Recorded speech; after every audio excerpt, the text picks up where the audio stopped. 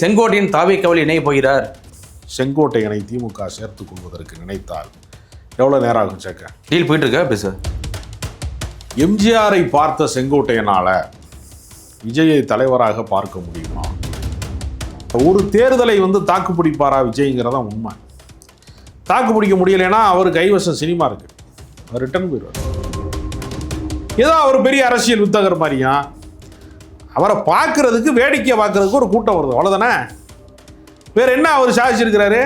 1000 ரூபா கொடுக்குறது 1500 ஆக்குவேன்னு சொன்னால் அது யதார்த்தம். நீ வாட்டுங்க கார் வாங்கி கொடுக்குறேன்னு சொன்னால் எப்படி யதார்த்தம்? விஜயோடைய தலைமையை ஏற்பதற்கு விஜய் மட்டும்தான் தயாராக இருக்கு, வேறு யாரும் தயாராக. அவரும் இலவசங்களை அறிவிக்க ஆரம்பிச்சிட்டாரு. எப்படி சார்? அப்போ தமிழக மக்களுக்கு இலவசம் கொடுத்தா ஓட்டு போட்டாங்கிற நம்பிக்கையில் சொல்கிறாரு. எப்படி உன் பங்கு எனக்கு வேணாம்டான். புதிய சிந்தனை நேயர்களுக்கு வணக்கம். இன்றைய சிறப்பு நேர்காணலில் நம்முடன் இணைந்திருக்கும் சிறப்பு விருந்தினர் எழுத்தாளர், மூத்த பத்திரிகையாளர் திரு ராஜா கம்பீரன் அவர்கள். சார் வணக்கம். வணக்கம். இன்னைக்கு ஃபுல்லா தலைப்புச் செய்தி, செங்கோட்டையின் தாவேக்காவில் இணைய போகிறார். மறுபடியும் 2016 மாடல் மாதிரி இப்போ மக்கள் நல கூட்டணி மாதிரி இப்போ இந்த முறையும் விஜய், டிடிவி, அதுக்கப்புறம் ஓபிஎஸ், திரு செங்கோட்டையன் எல்லாரும் ஒரு கூட்டணி அமைக்க போறாங்க அப்படிங்கிற ஒரு பேச்சு இன்னைக்கு பரவலாக போயிட்டு இருக்கு சார். உண்மை தானே? எப்படி சார்? எம்ஜிஆரை பார்த்த செங்கோட்டையனால விஜயை தலைவராக பார்க்க முடியுமா? கேள்வி இருக்கிறது. கண்டிப்பாக இருக்கு. விஜயை தலைவராக யார் பார்க்கிறார்கள்னா 2K கிட்ஸ், ஜென்சி தலைமுறை, சின்ன பசங்க பார்க்குறாங்க. எம்ஜிஆரை பார்க்காதவர்களுக்கு வேண்டுமானால் விஜய் எம்ஜிஆராக தெரியலாம். ஆமாம். எம்ஜிஆரோட பழகியவர்கள், எம்ஜிஆரை பார்த்தவர்கள், அவருடைய அரசியலிலே பங்கேற்றவர்கள் விஜய் எப்படி எம்ஜிஆரை பார்ப்பாங்க? நீங்கள் ஒரிஜினலை பார்த்த பின்னாடி டூப்ளிகேட் எப்படி உங்களுக்கு ஒர்க் அவுட் ஆகும்? கண்டிப்பாக. அதனால் பல திசைகளிலே பேச்சுவார்த்தை நடைபெறுகிறது அப்படிங்கிற அளவில் வேணால் நான் இதை ஏற்றுக்கிறேன். அதுக்காக செங்கோட்டையன் தாவேகா போயிடுவார், முக்கியமான ஒரு பொறுப்புக்காண்டி இப்போ டிஸ்கஷன் போயிட்டு இருக்கு. இல்லைங்க, நியாயமாக பார்த்தால் இவருக்கு இருக்கக்கூடிய அரசியல் அனுபவத்தில் 5% கூட தாவேகால யாருக்குமே கிடையாது, விஜய்க்கே கிடையாது. இன்னும் சொல்ல போனால் விஜயினுடைய ஒட்டுமொத்த வயது தான் செங்கோட்டையனுடைய அரசியல் அனுபவமாக இருக்கும். உண்மைதான். அவருக்கு ஒரு 50 ஆண்டு கால அரசியல் இருக்குது. எப்படி ஸ்டாலினுக்கு என்ன அரசியல் இருக்கிறதோ எடப்பாடிக்கு என்ன அரசியல் இருக்கிறது. இன்னும் சொல்ல போனால் எடப்பாடிக்கு ஒரு மூத்த ஒரு அரசியல். தொடக்க காலத்திலே எடப்பாடிக்கு அரசியலிலே வழிகாட்டியவர்கள், அவருக்கு வழிவிட்டவர்களே முக்கியமானவர் இவர் தான். ஈரோடு முத்துசாமியும் இவரும் தான் அரசியலில் முதன்மையானவர்கள். அதனால் செங்கோட்டையன் போகிறார் என்பது ஒரு பொய்யான புரளி தான் நான் பார்க்குறேன். அது உறுதியா இல்லையா எப்படி சார்? செங்கோட்டையன் தனித்து சுயேட்சையாக நின்றால் கூட அவருடைய தொகுதியிலே வெற்றி பெறக்கூடிய மிகப்பெரிய ஆற்றல் உள்ளவர். 9 முறை ஏற்கனவே அவர் சட்டமன்ற உறுப்பினராக, அமைச்சராகலாம் இருந்திருக்கிறார். அதனால் அவரால் விஜய் தலைமையை ஏற்றுக்கொண்டு புஷியானதுட்டெல்லாம் அப்பாயின்மெண்ட் வாங்கி போய் விஜயை பார்க்கக்கூடிய வாழ்க்கையை அவரால் வாழ முடியாது. அவர் எம்ஜிஆர் கூகுள் மேப்லாம் இப்போ தான் சொல்கிறாங்க. ஜெயலலிதா போன பொலிட்டிக்கல் டூர் எல்லாத்துக்குமே கூகுள் மேப்பாக இருந்தவர் தான் செங்கோட்டையன். அவர் தான் கூட்டிகிட்டு போவார். அவர் தான் இந்த இடத்துல கொடியேற்றணும், இந்த இடத்துல நிற்கணும், இந்த இடத்துல சிரிக்கணும், இந்த இடத்துல கும்பிடணும், இந்த இடத்துல லைட்டை போடணும், இந்த இடத்துல ஆஃப் பண்ணணும் பிரச்சார வேனில் என்று அனைத்தையும் தீர்மானித்தவர். தமிழ்நாடு முழுக்க அரசியல் பயணங்களை அந்த பயண ஏற்பெல்லாம் சரியாக பார்த்துருக்காரு. அம்மையார் ஜெயலலிதாவோட சொல்லியிருக்காங்க. ஆமாம். அதனால் அவருடைய அரசியல் அனுபவத்தை அசிங்கப்படுத்துகிற விதமாக விஜய தலைவராக ஏற்றுக்கிற போகிறாரு அப்படின்னு சொல்கிறது இருக்கு இல்லையா? இப்போ அதிமுகவோடு அதிருப்தி வந்தபோது அன்வர் ராஜா என்ன முடிவு எடுத்தார்? எங்கே வந்தார் அங்கேயே போயிட்டு. எந்த இஸ்லாமியருமே தன்னுடைய இதை தலைவர்களுடைய பெயரையா எதையுமே பச்சை குத்தி கொடுக்குற வழக்கம் கிடையாது. ஆனால் அன்வர் ராஜா பச்சை குத்தி கொண்டவர் எம்ஜிஆர் பேரை. அவ்வளோ பெரிய பற்றாளர் எங்கே போனார்? திமுக தானே போனார். தாய் கழகத்துக்கே போயிட்டாரு. அதுதான் வழி. வேற என்ன வாய்ப்பு இருக்கிறது? இல்லை சார், இப்போ விஜயகாந்த் அவர்கள் கூட ஒரு பண்ருட்டியார் வச்சிருந்தாரு. அதே மாதிரி ஏன் விஜய் திரு செங்கோட்டையன் வச்சிருக்க கூடாது? இல்லைங்க, நீங்கள் விஜயகாந்த் சினிமாவில் கூட தனக்கு வழிகாட்டியாக இப்ராஹிம் ராவத்தரை கூட வச்சுருந்தார். அவருடைய மனைவி அந்த எல்கே சுதீஷ், பிரேமலதா இவங்க டாமினேஷன் வர்ற வரைக்குமே எல்லா டேட்டு பார்க்குறதுலேருந்து, கதை கேட்குறதுலேருந்து எல்லாத்தையுமே முழுக்க இப்ராஹிம் ராவத்தர் தான் பார்த்துக்கிட்டார். அப்போ இன்னொருத்தருடைய வழிகாட்டுதலை ஏற்றுக்கொள்ளுகிற பண்பு என்பது ஏற்கனவே விஜயகாந்த் இருந்தது. அதனால அவருக்கு அரசியலில் மூத்தவர்கள் வேணும்னு நினைச்சார் அவர். விஜய் அப்படி இல்லையே, தன்னுடைய சொந்த தகப்பனை கூட அருகிலே வைத்துக் கொள்வதற்கு அவருக்கு மனம் ஒப்பவில்லையே, ஏற்றுக்கொள்வதற்கு அவர் தயாராக இல்லையே. அவர் யார் சொல்ல கேட்பார்? மூத்த பத்திரிகையாளர் கூடிய ஐயநாதன் போன்றவர்களையே கூட ஆலோசனைங்கிற பேரில் அழைத்து சென்று அலக்களித்து அவருக்கு மன உளைச்சலை ஏற்படுத்தி தான் திருப்பி அனுப்பியிருக்காங்க. அதனால் அங்கு வந்து பெரியவர்களை மதிக்கிற பண்பு, வழிகாட்டிகளை வந்து மதிக்கிற பண்புன்னு ஒன்று இருக்குல்ல, அது துளி கூட கிடையாதுங்கிறதா என்னோட கருத்து. இல்லை யார் பேச்சையும் கேட்கக்கூடாதுன்னு நினைக்கிறாரு அப்படி சார்? இல்லை, எப்பொழுதுமே அறியாமையும் ஆணவமும் இரட்டை பிறவிகள். தனக்கு எல்லாம் நீங்கள் ஒரு துறையில் வெற்றி பெறுவதனாலேயே இன்னொரு துறையிலையும் நீங்கள் வெற்றி பெறுவீங்க எப்படி சொல்ல முடியும்? ஒருத்தர் வந்து புரோட்டா மாஸ்டராக இருக்கிறான்னு வச்சுக்க, அதனாலேயே அந்த புரோட்டா மாஸ்டருக்கு வந்து எல்லாமே பண்ண தெரியும்னு எப்படி சொல்ல முடியும்? அவர் நல்லா பொரியல் பண்ணுவாரா, அவர் குருமா பண்ணுவாரா, அவர் பிரியாணி மாஸ்டர் அவரை மாற்றினா என்ன பண்ணுறதுன்னா, பிரியாணி மாஸ்டர் வேறு, புரோட்டா மாஸ்டர் வேறு. ஒரு துறையிலே பெற்ற வெற்றி இன்னொரு துறைக்கு பயன்படும் என்று சொல்வது ஒரு மூட நம்பிக்கை. நிலத்திலே ஜெயிக்கிற யானை நீரிலே தோற்கும், நீரிலே ஜெயிக்கிற முதலை நிலத்திலே தோற்கும்னு சொல்லுவாங்க. ஓடமும் ஒரு நாள் வண்டியில் ஏறும், வண்டியும் ஒரு நாள் ஓடத்தில் ஏறும். நீங்கள் ஒரு துறையில் வெற்றி பெற்றுட்டேன், ஒரு இடத்துல நான் பெரிய ஆள் ஆகிட்டேங்கிறதுனாலேயே குரங்காட்டியுமே ஒன்றும் கிடையாதுல்ல. நீங்கள் டைரக்டர்லாம் என்ன பண்ணுவான்னா, நான் தான் அந்த நடிகரை நடிக்க வச்சேன், ஆமாம், நான் எனக்கு நடிக்க தெரியாதா அப்படின்னு பல டைரக்டர் வந்து நடிகர் ஆகுவான். ஆனால் அதை யாராலையும் சகிக்க முடியாது, காண முடியாது. இங்கே பாரதி ராஜாவில் தொடங்கி சேரன்லேருந்து அமீர்லேருந்து எத்தனையோ பேர் வந்து இயக்குனர்கள் வந்து நடிகர்களாக மாறி மக்களை கடுமையாக துன்புறுத்தி இருக்கிறாங்க. உண்மையா இல்லையா? கண்டிப்பாக. அப்போ குரங்கு பண்ணுற சேட்டையை பூரா குரங்காட்டி பண்ண முடியுமா? வித்தை காட்டுறது வேற, வித்தை செய்கிறது வேற இல்லை. ஆனால் விஜய் வந்து என்ன நினைக்கிறாருன்னா, ஏதோ அவர் பெரிய அரசியல் வித்தகர் மாதிரியும், அவரை பார்க்குறதுக்கு வேடிக்கை பார்க்குறதுக்கு ஒரு கூட்டம் வருது, அவ்வளோதானே. வேறு என்ன அவர் சாதிச்சிருக்கிறாரு?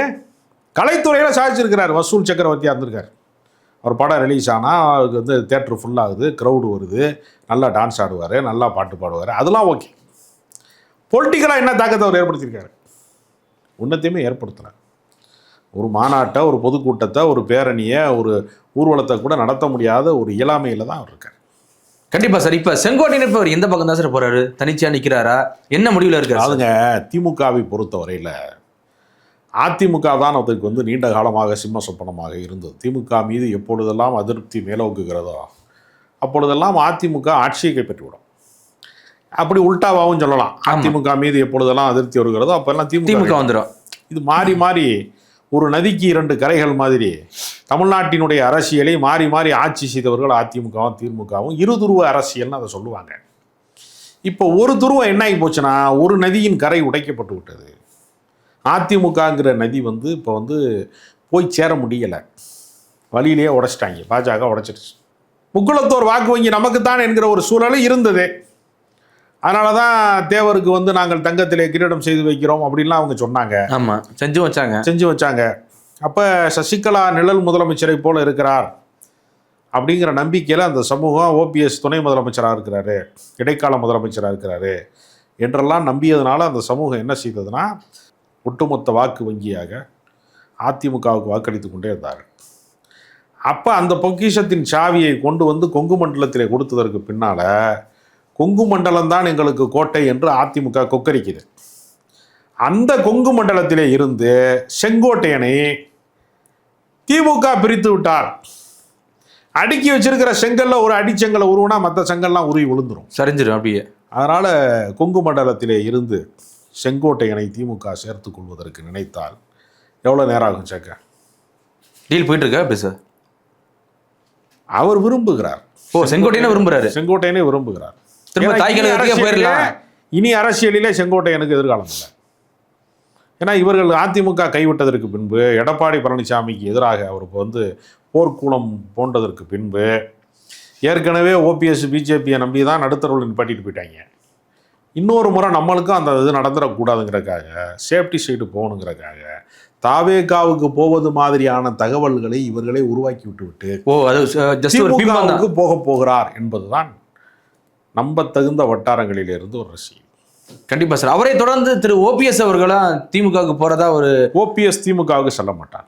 என்ன காரணம் சார்? என்ன காரணம்னா, அவர் தன்னுடைய தனித்தன்மை, ஏன்னா அவருக்கு வந்து என்னன்னா, வெற்றி தோல்வியை பாதிக்கக்கூடிய, தீர்மானிக்கக்கூடிய ஒரு வாய்ப்பு ஓபிஎஸ்ஸினுடைய சமூக பின்னணிக்கு இருக்கார். ஓபிஎஸ் ஒன்றுமே கிடையாது, அவர் ஓ பன்னீர்செல்வம் கிடையாது, 0 பன்னீர்செல்வம் என்றெல்லாம் சொன்னவர்கள் உண்டு. ஆனால் அவர் ராமநாதபுரம் நாடாளுமன்ற தேர்தலில் போய் அவர் நிற்கிற போது பலாப்பழ சின்னத்திலே 3.5 லட்சம் வாக்குகள் பெற்றுவிட்டார். ஆமாம் ஏறத்தாழ நவாஸ்கனி வந்து தோற்று விடுவார் என்று சொல்லக்கூடிய அளவுக்கு ஒரு மிகப்பெரிய கடும் போட்டியை வந்து நிலவக்கூடிய அளவுக்கு செஞ்சார். அப்போ இத்தனைக்கும் அவங்க பன்னீர்செல்வங்கிற பேரில் எத்தனையோ ஒரு 10 வேட்பாளர்களை நிறுத்தி வைத்தார்கள். எந்த சூழ்ச்சியாவது எடுபட்டதா? அப்போ பலாப்பழத்திலே ஈக்கள் மொய்ப்பது மாதிரி வாக்காளர்கள் வந்து 3 லட்சம் வாக்காளர்கள் மொய்த்து விட்டார்கள் அவருக்கு. அப்போ எல்லா தொகுதிகளிலும் வெற்றி தோல்வியை தீர்மானிக்கக்கூடிய வித்தியாசத்திலே அவருடைய சமூக வாக்கு வங்கி வலிமையாக இருக்கிறது என்கிற ஒரு சூழ்நிலை இருக்கிற போது அவர் தனியாக ஒரு அமைப்பை தொடங்கி அதிமுகவை மீட்பதற்கு தான் அவருடைய இலக்கு என்றாலும் இப்போதைக்கு அனுமதி மறுக்கிறார்கள் என்கிற போது ஒரு அமைப்பை அவர் தொடங்கி கூட்டணி பேச்சுவார்த்தை நடத்துவார். தாவேகா கூட அப்படி சார். தாவேகாவை அவரும் ஏற்க மாட்டார். எல்லாருக்கும் இருக்கிறது என்னன்னா, தாவேகா தலைமையில் ஒரு பெரிய கூட்டணி, மெகா கூட்டணி, டிடிவி தினகரன், ஓபிஎஸ், செங்கோட்டையன், சசிகலா என்றெல்லாம், தேமுதிக என்றெல்லாம் ஒரு கனவு நிலைப்பாடு இருக்கிறது. அங்கே போனால் சட்டமன்ற உறுப்பினர் ஆயிடலாம், அங்கே போனால் நம்ம வந்து ஜெயிச்சிடலாங்கிற நிலைமை இருக்கான்னு கேட்டால் அங்கே கட்டமைப்பே கிடையாது.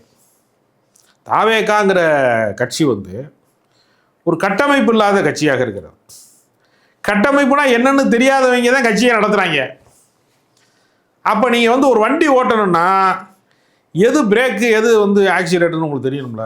தடுமாறுதுங்கிறீங்களா அப்படி சார்? அதில் என்ன சந்தேகம்? தடுமாறுது. ஒரு தனி மனித கவர்ச்சியை, முக வசீகரத்தை, சினிமாவில் ஏற்படக்கூடிய ஒரு ஈர்ப்பை வைத்து கொண்டு ஒரு தேர்தலை சந்திக்கவே முடியாது. அது வந்து ஒரு விளம்பரம். எப்போவுமே கவர்ச்சி அரசியல் என்பது கள அரசியலாக மாறுவதில் நிறைய கடினமான போக்கு இருக்குது.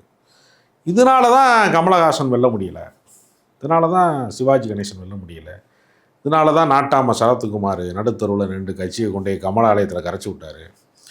டி ராஜேந்தர் வெல்ல முடியல, பாக்யராஜ் வெல்ல முடியல, மன்சூர் அலிகான் வெல்ல முடியல.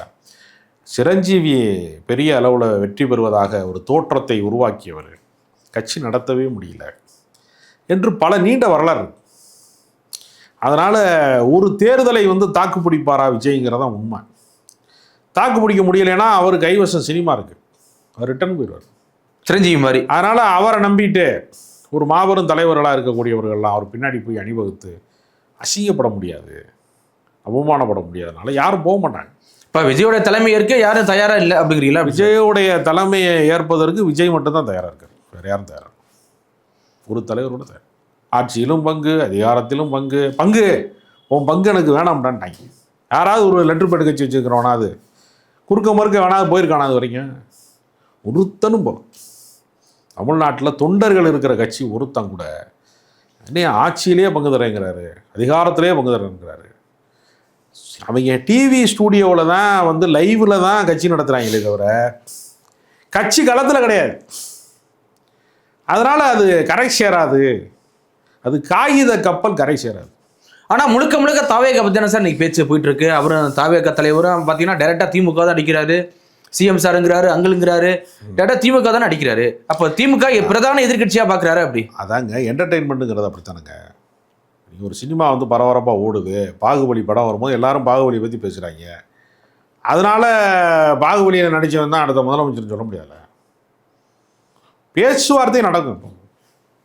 நீங்கள் காலங்காலமாக சொல்லப்பட்ட கதைகள்னு ஒன்று இருக்குல்ல, அது எல்லா காலத்துலேயும் பழமொழியாக வந்து கம்பராமாயண கதையை வந்து பாமரனாக இருக்கிறவங்க கூட சொல்லுவான். ஒன்று வந்து அடுத்த கட்ட கல அரசியலை தீர்மானிப்பதுங்கிறது வேறு. அவர் ஒரு என்டர்டெயின்மெண்ட்டாக இருக்கார், விஜய் வந்து ஒரு பேசு பொருளாக இருக்கார்.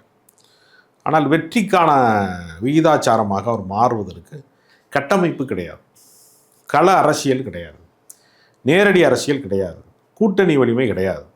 அதனால் விஜயின் அரசியல் வெல்லாது. இப்போ சமீபத்தில் அவர் பேசும்போது பார்த்தீங்கன்னா வீடு கட்டி தரப்படும், அதுக்கப்புறம் பைக்கு கன்ஃபார்மாக கொடுக்கப்படும், அப்போல்லாம் ஒரு தேர்தல் வாக்குறுதி சொல்லியிருக்காங்க சார். இதெல்லாம் எப்படி சார் சாத்தியப்படுமா? அப்படி சைக்கிளே கொடுக்க முடியலையே, எப்படி பைக் கொடுப்பீங்க? நிரந்தரமான வேலையும் தரப்படும். ஹவுசிங் போர்டில் எல்லாத்துக்குமான இடத்தையே கொடுக்க முடியலையே. எல்லாருக்குமான வேலை எங்கே கொடுக்க முடியும்? ஏன் இன்றைக்கி உலகமயமாக்கல் ஆயிடுச்சு, கார்ப்பரேட்டு செக்டாராக மாறிடுச்சு, தனியார் மயம் கோல வச்சுக்கிறது. எல்லாருக்குமான வேலையை யார் உறுதி செய்வது? இவரன்னா அம்பானியா, தொழிலதிபரா? இல்லை வந்து அரசே எல்லாருக்குமான வேலையை கொடுக்க முடியலையே. இதற்கு என்ன செயல் திட்டம் இருக்குன்னு ஒரு கேள்வி இருக்குல்ல. செயல் திட்டமே அவர்கிட்ட இல்லையே. எப்படி கொடுப்பீங்க? மகளிர் உரிமை தொகையை கொடுக்கறதுக்கு தமிழ்நாடு அரசு திட்டம் போட்டதனுடைய விளைவு தான் அரசு ஊழியருக்கான கோரிக்கையை நிறைவேற்ற முடியல. ஏன் தூய்மை பணியாளருக்கான சம்பளத்தை கொடுக்க முடியல? நிதி ஆதாரம் கிடையாது. உண்மைதான். இருக்கிற நிதியை பூரா இங்கே வாரி கொடுத்துட்டு ஊழியர்களுக்கு கொடுக்க முடியாமல் தவிக்கிறாங்க. அவர்களை வஞ்சிக்க வேண்டும் என்கிற அவசியம் கூட அரசு கிடையாது. அப்போ ஏன் தடுமாறுது அரசுனா, நிதி எங்கேருந்து கொடுப்பாரு? எல்லாருக்குமான காரணம் விஜய் சேர்த்து வச்ச சொத்துலேருந்து சோபா திருமண மண்டபத்தை விற்றா கொடுக்க போகிறாரு. அரசாங்க பணத்திலேருந்து அரசாங்க கஜானாலேருந்து என்ன வருது என்ன வராதுங்கிறத ஒரு நிதி ஆலோசகர் வச்சு நீங்கள் பேசினா பரவாயில்ல. இப்போ ப. சிதம்பரம் மாதிரியே பொருளாதார நிபுணர்களாக இருக்கிறவர்கள் ஒரு திட்டம் வகுத்து இதெல்லாம் சாத்தியம் அதெல்லாம் சாத்தியம்லாம் சொன்னால் பரவாயில்ல. இது என்ன சினிமாவாது? ஜெயிக்கிற டைரக்டருக்கு கார் வாங்கி கொடுப்பாங்கல்ல. ஆமாம், அன்பளிப்பா. லோகேஷ் கனகராஜ் படம் சூப்பராக ஓடிச்சுன்னு ஒரு கார் வாங்கி கொடுப்பாங்கல்ல. அது மாதிரி எல்லாருக்கும் வாங்கி கொடுக்க முடியுமா? அசிஸ்டன்ட்டுக்கு எல்லாத்துக்கும் வாங்கி கொடுக்க முடியுமா? அது யூனிட்டில் 100 பேர் எவ்வளோ வாங்க 100 கார் வாங்கி கொடுப்பாங்க. இல்லை அது அந்த கனவு நிலைப்பாடு தான். இல்லை, இப்போ நீங்கள் சொல்கிற மாதிரி இப்போ திமுக மகளிர் உரிமை தொகை கொடுக்குற மாதிரி கொடுக்க முடியாது. அப்படி சார், அது 1000 ரூபா தானங்க கொடுக்குறாங்க. கார் 1000 ரூபாய் கிடைக்குமா? அதிமுக 2500 கிடைக்குமா? அதிமுக 2500 தர 2500 கார் கிடைக்குமா? 2500 வீடு கிடைக்குமா? வாழ்நாள் கனவே வீடு தானங்க. மெட்ராஸ்லாம் குடியிருக்கிறவனுக்கு ஒரு ஃப்ளாட் வாங்கினா 1 கோடி ரூபா தேவைப்படுதுல்ல. 1 கோடி ரூபாய்க்கு கீழே ஃப்ளாட் வாங்கினா கீழே சாக்கடை ஓடுது, பொத்துக்கிட்டு வருது சாக்கடை, தெருவில் நடக்க முடியல, நாய் மனுஷனும் ஒன்றா படுத்து கிடக்கிற தெருவாக இருக்குது. நிலைமை சிக்கலாக இருக்குல்ல. 2 கோடி ரூபா இருந்தால் தான் இண்டிவிஜுவல் வீடு வாங்க முடியும் அப்படிங்கிற சிக்கல் இருக்குல்ல. கண்டிப்பாக. அப்போ எல்லாத்துக்கும் ஒரு 2 கோடி ரூபா தந்துடுவாரா விஜய்? உங்களை கட்சிக்காரன் கொடுத்துருவாரா? பொதுமக்களுக்கு கூட விடுங்க. கட்சி நிர்வாகிகள் அனைவருக்கும் வீடு. நான் கேட்குறது என்னென்னா, நீ தமிழ்நாட்டு மக்களுக்கெல்லாம் கொடுக்க வேணாம். உன் கட்சி நிர்வாகிய மாவட்ட செயலாளர் அனைவருக்கும் கார் வாங்கி கொடுத்து எல்லாருக்கும் நீ வீடு வாங்கி கொடுத்துருவியா? கட்சி நிர்வாகிகளில் யார் யார் ஏழ்மையில் இருக்கானோ அவனை பூரா லிஸ்ட்டு போட்டு எல்லாத்துக்கும் காரும் வீடு வாங்கி கொடுத்துருவியா? கொடுக்க முடியாதுல்ல. 10 ரூபாய்க்கு தண்ணி பாட்டு கொடுக்காதவங்க இவங்க. 41 மரணத்துக்கு காரணமே பச்சை தண்ணி கொடுக்காத பாவியவங்க. இவங்க கார் கொடுக்குறோம் வீடு கொடுக்குறோங்கிறாங்க. இது சமுக்காலத்தில் வட்டி கட்டின ஒரு மாபெரும் பொய். நாய்த்தோலில் வட்டி கட்டின பொய்ங்க அது. இது நடக்க போகிறது இல்லைன்னு அவங்களுக்கு தெரியும். ஏன்னா அவங்க ஆட்சிக்கு வரமாட்டேங்கிறதுனால இப்படி ஒரு அபாண்டமான பொய்யை அவங்க சொல்கிறாங்க. 2026 நாங்கள் தான் அப்படின்னு சொல்கிறாரு. ஏற்கனவே இந்த இலவச திட்டங்களை எதிர்த்த திரு விஜய் அவர்கள் அவரும் இலவசங்களை அறிவிக்க ஆரம்பிச்சிட்டாரு. எப்படி சார்? அப்போ தமிழக மக்களுக்கு இலவசம் கொடுத்தா ஓட்டு போடுறாங்கிற நம்பிக்கையில் சொல்கிறாரு. எப்படி இலவசமும் எது சாத்தியப்படுமோ அதையெல்லாம் சொல்லணும். 1000 ரூபா கொடுக்குறது 1500 ஆக்குவேன்னு சொன்னால் அது யதார்த்தம். நீ வாட்டுங்க கார் வாங்கி கொடுக்குறேன்னு சொன்னால் எப்படி யதார்த்தமாக இருக்கும்? ஒருவேளை பொம்மை கார் வாங்கி கொடுக்குறாரான்னு எனக்கு தெரியல. அப்படி வாங்கி கொடுத்தா எல்லாருக்கும் வாங்கி கொடுக்கணும். தாவேக்கா காரங்க வந்தாங்கன்னா கேளுங்க, உங்கள் ஆள் உண்மை கார் சொன்னாரா பொம்மை காரை சொன்னாரா? எனக்கு தெரிஞ்சு பொம்மை காரை தான் இருக்கும். உண்மையான கார் வாங்கி தர முடியாது. கரூர் சம்பவத்துக்கு பிறகு பார்த்தீங்கன்னா ஒரு பக்கம் சிபிஐ என்கொயரி போயிட்டு இருக்கு. புஷி ஆனந்தையும் நிர்மலுக்கு வரைய என்கொயரி கண்டினியூ நடத்திட்டு இருக்காங்க. இன்னொரு பக்கம் பார்த்தீங்கன்னா விஜய் அவர்கள் பிஜேபியோட தான் டீலில் இருக்க, ரகசிய டீலில் இருக்குன்னு சொல்றாங்க. அது உண்மைதானா? எப்படி சார்? இல்லை பிஜேபி சந்தேகம் உங்களுக்கு? நீங்கள் அவர் இப்போ போய் சுங்குவார் சத்திரத்தில் போய் பேசினார் காஞ்சிபுரத்தில். ஒரு 26 நிமிஷம் பேசியிருக்காரு. 26 நிமிஷமுமே அவர் முழுக்க பார்த்தீங்கன்னா திமுக திட்டிகிட்டு இருக்காரு. கொள்கை எதிரி பாஜக குறித்து ஒரு முணுமுணுப்பு கூட இல்லையே, ஒரு சின்ன சவுண்டு கூட இல்லையே, ஒன்றுமே இல்லையே. அப்போ இந்தியா மொத்தத்துலையுமே எவ்வளவோ மோசடிகள் நடக்கிறது, தேர்தல் முறைகேடு நடக்கிறது. ஆனால் எஸ்ஐஆர் எதிர்க்கிறாரு சார், ஆர்ப்பாட்டம்லாம் பண்ணாங்க. அதாங்க, அது என்னென்னா பாம்பையும் அடிக்கணும் தடியும் உடையக்கூடாதுன்னு சொல்கிற மாதிரி, ஈயம் பூசினது மாதிரியும் இருக்கணும் பூசாத மாதிரி இருக்கணும்னு சொல்கிற மாதிரி எதிர்க்கிற மாதிரி ஒரு பாவனை இருக்குது. எதிர்ப்பதுனா எது எதிர்ப்பது? களத்துக்கு வரணும் இல்லைங்க. நீங்கள் இந்தியை நாங்கள் ஏற்க மாட்டோம்னு சொல்லி அண்ணாவும் கலைஞரும் அறிக்கை விட்டுட்டு வீட்டில் போய் படுத்துங்களா? தண்டவாளத்தில் தலை வைக்கிற போராட்டத்தை நடத்துகிறாங்க. ஏன் தண்டவாளத்தில் தலை வைக்கணும்? தண்டவாளத்தின் வழியாக ரயில் வர்றது மட்டுமல்ல, மத்திய அரசாங்கத்தினுடைய மொழி 3வது மொழியும் அங்கிருந்தால் மத்திய அரசாங்கத்தின் வழியாக வருகிறது. மத்திய அரசாங்கத்தினுடைய காதுகளுக்கு, அந்த செவிட்டு காதுகளுக்கு கேட்க வேண்டும் என்பதற்காக ஒட்டுமொத்த நிலமும் அதிர்கிற, தமிழ் நிலம் அதிர்கிற போராட்டத்தை அவங்க நடத்துகிறாங்கல்ல. அப்போ அந்த 3வது மொழியை நிறைவேற்றவே முடியலை. துப்பாக்கிக்கு வந்து மார்பை காட்டக்கூடிய இளைஞர்களுடைய கூட்டம் வந்து போராட தொடங்கினதுக்கு பின்பு, மாணவர் போராட்டம் நூற்றுக்கணக்கான பேரை துப்பாக்கி சூட்டு மரணங்களுக்கு ஆளானதுக்கு பின்னாடி நிறைவேற்றவே முடியாது, இராணுவத்தை கொண்டு வந்தா கூட இந்த திட்டத்தை நிறைவேற்ற முடியாது என்று இந்த அரசாங்கம் பின்வாங்குச்சுல. அந்த நிலைப்பாட்டை ஒரு அரசியல் கட்சி எடுத்தாதான் வெற்றி பெற முடியுமே தவிர, அறிக்கை விடுவது, எக்ஸ் தளத்திலே மட்டுமே வந்து அறிக்கை வெளியிடுவது, வீடியோ வெளியிடுவது, இன்ஸ்டாகிராமுக்குள்ளே வந்து பேசிக்கிறதுனாலாம் எந்த மாற்றமும் நிகழாது. இன்ஸ்டாகிராமில் இருக்கிறவனுக்கு மட்டும்தான் ஓட்டுரிமைன்னு ஒரு வேளை தேர்தல் ஆணையம் சொன்னால் விஜய் முதலமைச்சர் ஆகிறார். நீங்கள் வேறு சோசியல் மீடியாவில் இருந்தால் கூட அவர் ஜெயிக்க முடியாது. அதனால் இது ஒரு இன்ஸ்டாகிராம் அரசு இல்லை. திமுக இந்த எலெக்ஷனில் தோத்துருவோங்கிற பயம் வந்துருச்சு, பதறாங்க அப்படிலாம் சொல்கிறாருல்ல. திமுக தாங்க களத்தில் போய் நிற்கிறான். எஸ்ஐஆர் ஃபார்மை வந்து எங்கே ஃபுல்லப் பண்ணுறாங்க, எங்கே கொடுக்குறாங்க, ஒழுங்காக நடக்குதான்னு பூரா போகிற ஆஃபீஸரை பூரா செக் பண்ணிட்டு இருக்காங்க. திமுக தான் களத்தில் நிற்குதான், வேறு யாருமே களத்தில் நிற்கலை. செல்லூர் ராஜு கூட சொன்னார், ஃபார்மே ஃபுல்லப் பண்ண முடியாத அளவுக்கு கொடுக்குறாங்க, ரொம்ப மோசடி நடக்கிறதுக்கான முன்னுதாரணம் நான் கட்சியே ஆதரிக்குது எஸ்ஐஆரை. செல்லூர் ராஜு கதறாரு நேற்று. அப்படின்னா என்ன அர்த்தம்னா, களத்திலே நிற்பவர்களுடைய கதை வேறு. தண்ணியில் அடிச்சுட்டு போகிறவன் வந்து கத்துறான், ஐயோ ஐயோன்னு கத்துறான், நீச்சல் தெரியலைன்னா. தரையில் நிற்கிறவன் சொல்கிறேன், எதுக்கு கத்துற, நான் கூட தான் கரையில் நிற்கிறேன் கத்துறானான்னு கேட்டால் என்ன அர்த்தம்? பாதிக்கப்படுறவனுடைய குரலுங்கிறது வேற. நீ தனி விமானத்தில் வர்றது, பஞ்சு டைலாக் பேசுகிறது, சொகுசு பேருந்தில் ஏறி நின்றுக்கிட்டு பஞ்சு டைலாக் பேசுகிறது, கண்ணு முன்னாடி செத்தா கூட சொல்லாமல் கொள்ளாமல் ஓடியாருது, கேட்டால் சிஎம் சார் என்னை தொட்டு பாருங்கிறது. தொட்டு பார்க்குறதுக்கு சிஎம் சார் என்ன சினிமா நடிகை அவர், எதுக்கு அவர் தொடுறாரு, தொட்டுப்பாருண்ணா இது என்னது? தொட்டுப்பாருன்னு நீ போய் வேற கதாநாயகிட்ட போய் சொல்லு என்னை தொட்டுப்பாருன்னு. நீ அந்த டைலாக்லாம் எதுக்கு நீ சிஎம்கிட்ட பேசுகிற? அவர் உன்னை ஒரு ஆளாகவே அவர் கருதலை, உன்னை ஒரு சீன்லேயே சேர்த்துக்க மாட்டேங்கிறாப்புல. ஆனால் டேட்டா அடிக்கிறாரு சார். எப்படி திரு முதல்வர் வாயிலேருந்து இதுவரையும் தாவேக்கானும் வரல, விஜய்ங்கிற பேரே வரல. ஆனால் விஜய் அவர்கள் டேட்டா திமுக தான் அட்டாக் பண்ணுறாரு. அது போலியாக திராவிட இயக்கத்துக்கு. இப்போ நீங்கள் அண்ணா வந்து எங்கள் தலைவருங்கிறாரு, அண்ணா உருவாக்கின கட்சி உயிரோடு இருக்குது திமுக. எம்ஜிஆர் எங்கள் தலைவருங்கிறாரு, எம்ஜிஆர் உருவாக்கின அதிமுக சேதாரம் அடைஞ்சாலும் இருக்குது. இன்னும் எதிர்கட்சி தலைவராக எடப்பாடி தான் இருக்காரு. இப்போ எல்லாமே உயிரோடு இருக்குது.